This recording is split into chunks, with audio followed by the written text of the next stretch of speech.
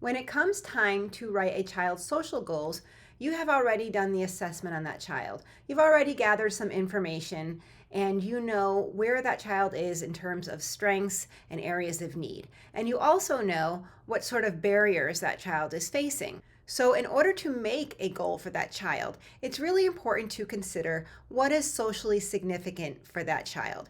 And when we think of social significance, we think of what is going to have a meaningful impact on that child. You should think of the child in the context of their family and of society. But most importantly, you need to think of the child within themselves and think of what is going to have the biggest, most meaningful impact on the life of that child.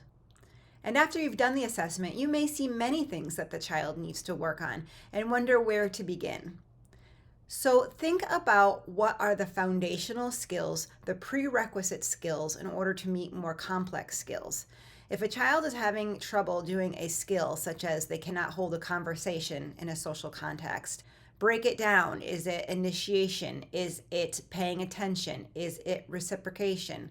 So think of the exact things that are getting in the way of that child having a meaningful and happy interaction with their peers. Then you can target that specifically. When you write a social IEP goal, there's four main components to it. One component is the context or the conditions under which you want to see that behavior improve. That could be something like when the child is at recess, or when the child is spoken to, or when they are in a restaurant. You want to be clear under which conditions you are going to be targeting this skill. This also helps practically if you're taking data on this goal and you have multiple people taking data. They will know under which conditions exactly that data needs to be taken. A second component to writing a goal is that this behavior that you want to see, you want to improve, needs to be observable, measurable, and specific. We want to know specifically what we are measuring, what we are looking for, so we can see if progress is being made. If we don't know exactly what it is that we're targeting, then we're not going to know if we're making any progress on it. We need to know what is it that we want to specifically reinforce or encourage, and then we can see what is getting in the way of this behavior. So if I'm not looking at the specific behavior, if I'm looking at 10 different behaviors because you said will increase positive interactions, well, I don't know what they're responding well to or not, and I don't know what context that it's better or worse in, because I'm not exactly sure what I'm looking for. And I have my own personal bias. So the reason why we want it observable, measurable, and specific is to remove that bias, that we're sort of looking at an objective skill and not attaching a judgment or a bias to it. A third component of writing a social IEP goal is the criteria to measure the success.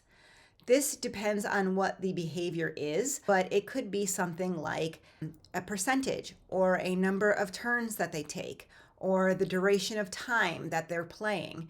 It depends on what the behavior is and what best suits that for that learner. This also obviously is very important when you're taking data, because you don't want to have somebody taking the duration of minutes during recess that the child is exhibiting something, and somebody else is taking a percentage, and then somebody else is taking some sort of time sampling data. So be very clear so you can measure it. Having the criteria will also help you understand under which conditions the success or lack of success is happening. You can see, oh, every Monday they never talk to their peers. And then maybe you can ask the parents, what's something going on Sunday night? There's always a story behind it. There's always a reason. And the more we pinpoint the reason, the better we can help intervene. So maybe something is happening where that child, every time they're in a certain class, a behavior is, increased or decreased. Maybe when they're with a certain peer, something changes. There are lots of different variables within the equation of the behavior. So the more that we can pinpoint the trend of the behavior and the circumstances, the better we can focus on those details and try to make the best intervention for that child. The fourth criteria of the goal is the time frame in which the success is going to be measured. That could be a number of consecutive opportunities. That could be weeks. That could be days. Again, it depends on what specifically your goal is, what makes sense for the behavior to be achieved, and what makes sense based on the learning history and the level of the child. So, with all of these components, it creates a system where there's not a lot of question of what we are taking data on.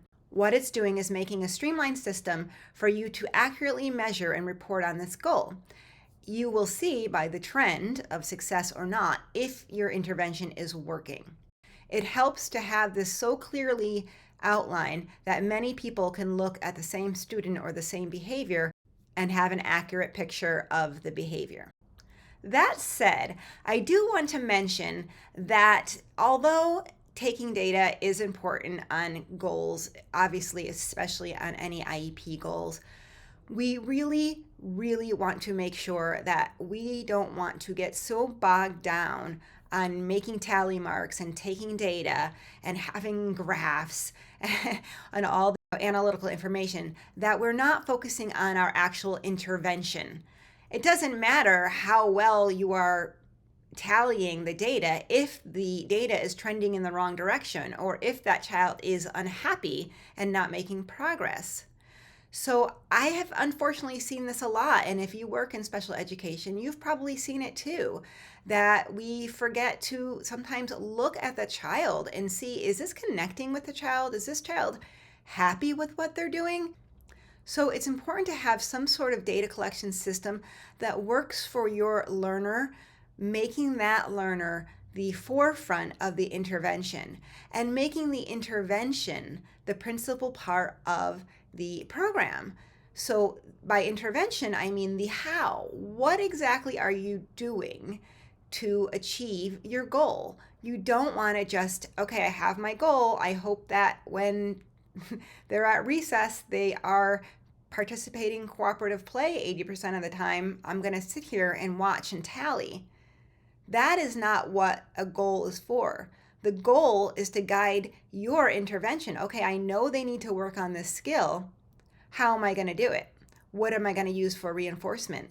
How am I going to make this whole situation motivating for them?